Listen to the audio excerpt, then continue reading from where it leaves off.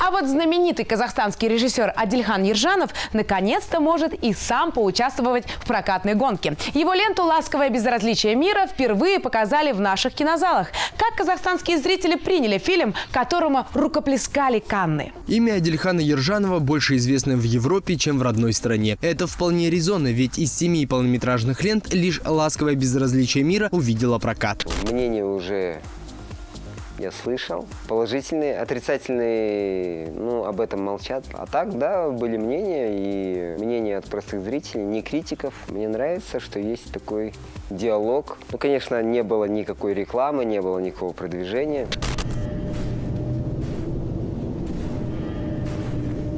Плодотворности Адильхана можно только позавидовать, ведь в этом году он смог представить и очень интересную работу в стиле подлинного артхауса – картину «Ночной бог», которая точно не попадет в наши кинотеатры.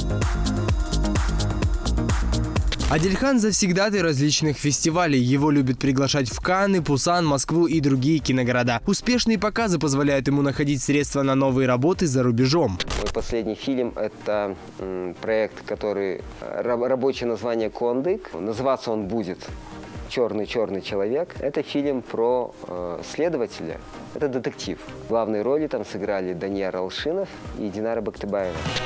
Я в городской суд съезжу. Суд рассмотрит ваше заявление в течение 2 месяцев. Спасибо, до свидания. Кстати, несмотря на известность и популярность в киномире, в интернете очень тяжело найти хоть какую-то информацию про Адильхана Ержанова. Я сам по себе человек замкнутый.